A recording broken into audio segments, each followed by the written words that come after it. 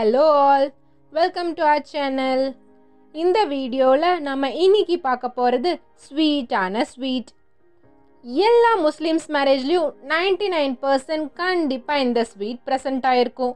One of our ஃபேவரட்னு கூட சொல்லலாம். பேனி. அதை தான் இன்னைக்கு எப்படி செய்கிறதுன்னு பார்க்க போகிறோம். முதல்ல பேனி செய்ய தேவையான பொருட்கள் என்னங்கன்னு பார்த்துடலாம். அதுக்கு இப்போ 3 பாட்டை நம்ம தனித்தனியாக பிரித்து பொருட்களை எடுத்துக்க போகிறோம். முதல்ல மைதா மாவு 500 ml, சர்க்கரை தேவையான அளவுக்கு, பால் 100 ml, அப்புறம் தண்ணீர். இதை தனியாக எடுத்து வச்சுக்கோங்க. அடுத்து அரிசி மாவு 2 டேபிள் ஸ்பூன், கீ இல்லைன்னா டால்டா 2 டீஸ்பூன், அடுத்து கடலை எண்ணெய். இதை தனியாக எடுத்து வச்சுக்கோங்க. அடுத்து தண்ணீர், அப்புறம் சர்க்கரை 250 கிராம். இதை தனியாக வச்சுக்கோங்க. ஃபர்ஸ்ட் பேனி செய்ய நம்ம இப்போ மாவு ரெடி பண்ண போகிறோம். நம்ம எடுத்து வச்ச மைதா மாவை பவுலில் போட்டு தேவையான அளவு உப்பு போட்டு கொஞ்சம் மிக்ஸ் பண்ணணும்.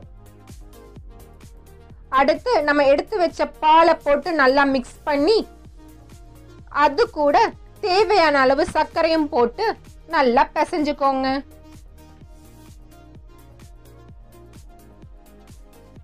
அப்போ கொஞ்சம் தண்ணியும் பாலும் ஊற்றி நல்லா பிசையணும்.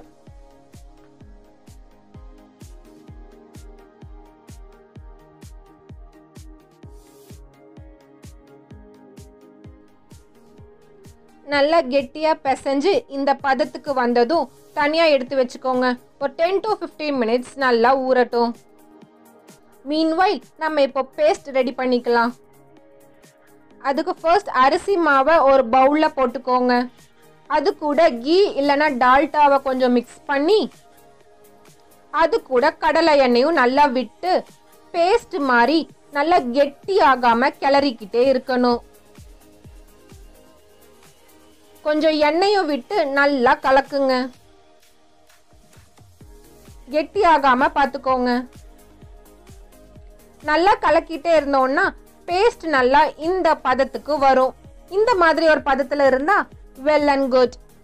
இப்போ நமக்கு தேவையான பேஸ்ட் ரெடி ஆயிருச்சு. இது ஒரு பக்கம் இருக்கட்டும். இப்போ நெக்ஸ்ட் நம்ம ஜீரா ரெடி பண்ண போறோம்.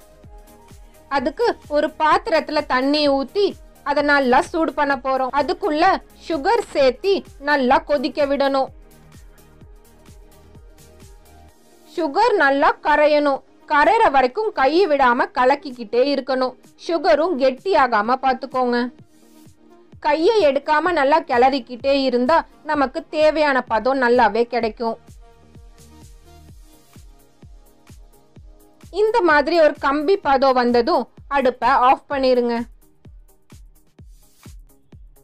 இப்போ நமக்கு ஜீரா ரெடி ஆயிருச்சு. இதையும் நம்ம தனியா எடுத்து வச்சுக்கலாம்.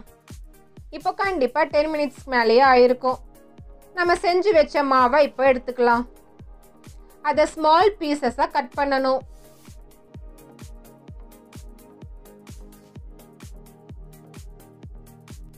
அதை இந்த மாதிரி நல்லா உருட்டி வைங்க. உருட்டி வச்ச மாவு எல்லாமே நம்ம மெல்லிசா தேய்க்கணும். இந்த அளவுக்கு நல்லா மெல்லிசா வரணும். எல்லாமே நல்லா மெல்லிசா தேய்க்கணும். இதே மாதிரி அந்த எல்லா பீசஸையும் நம்ம மெல்லிசா தேய்ச்சி எடுத்து வச்சுக்கலாம்.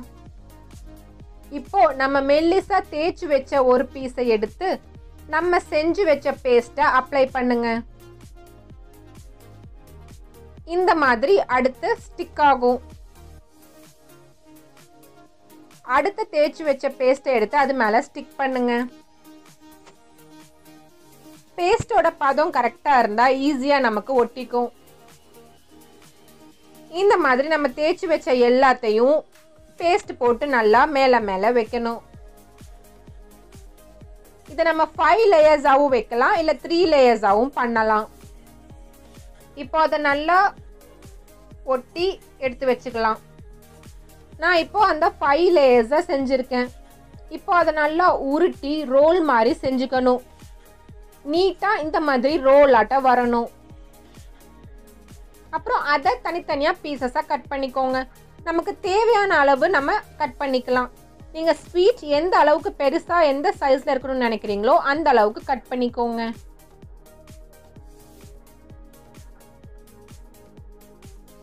கட் பண்ண எல்லாத்தையும் இந்த மாதிரி நல்லா ப்ரெஸ் பண்ணணும். கொஞ்சம் ஆயில் அப்ளை பண்ணி ஸ்மூத் ஆக்கிக்கோங்க. ரோல்ஸ் அழகா இந்த மாதிரி ஸ்மூத்தா இருக்கணும். இப்போ நம்ம அந்த ஒரு ரோலை எடுத்து லைட்டா ப்ரெஷர் கொடுக்காம தேய்க்கணும். ரொம்ப மெல்லிசா தேய்க்க கூடாது, ரொம்ப ப்ரெஷரும் போடாதீங்க. பதமா ரொம்ப லைட்டா இந்த மாதிரி தேய்ச்சி எடுத்துக்கணும்.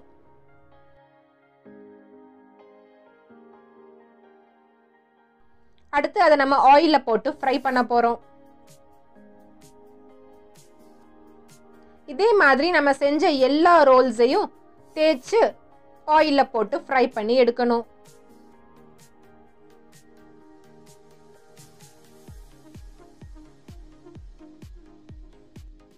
இந்த மாதிரி பதமா தேய்ச்சு எல்லாத்தையும் ஆயில்ல போட்டு இப்போ நமக்கு தேவையான ஃபேனி ரெடி ஆயிருச்சு. இத நம்ம 2 விதமா சாப்பிடலாம்.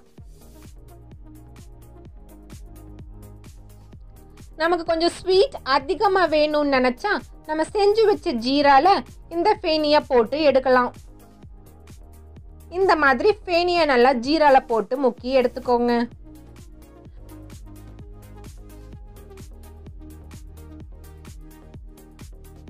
அடுத்து ஃபேனி மேல கொஞ்சம் சுகர் பவுடரை நல்லா ஸ்ப்ரெட் பண்ணிக்கலாம். சுகர் பவுடருங்கிறது எதுவும் இல்லை, ஜஸ்ட் நார்மல் சுகரை நம்ம மிக்சியில போட்டு அரைச்சி எடுத்துக்கிறோம். அதை நல்லா இந்த மாதிரி ஸ்ப்ரெட் பண்ணிக்கோங்க. ஸ்வீட் கொஞ்சம் அதிகமாக வேணும்னு நினைக்கிறவங்க அந்த சுகர் பவுடரை நல்லா மேலே தூவி ஸ்ப்ரெட் பண்ணிக்கலாம். சூடாக இருக்கும்போது இதை செய்யக்கூடாது, கொஞ்சம் ஆற விட்டுட்டு நம்ம சுகர் பவுடரை ஆட் பண்ணிக்கலாம். இப்போ பாருங்க, வாவ், நமக்கு தேவையான ஃபேனி ரெடி. ஸ்வீட்டான ஃபேனியும் ரெடி, சுகர் பவுடர் போட்ட இன்னும் ஸ்வீட்டான ஃபேனியும் ரெடி ஆயிருச்சு. இந்த ஸ்வீட் உங்களுக்கு பிடிச்சிருந்தா கண்டிப்பா நீங்களும் ட்ரை பண்ணுங்க. டேஸ்ட் எப்படி இருக்குன்னு கமெண்ட்ஸ்ல சொல்லுங்க. மறுபடியும் இன்னொரு சூப்பரான டிஷ்ஷோட உங்களை நான் மீட் பண்றேன். until then take care.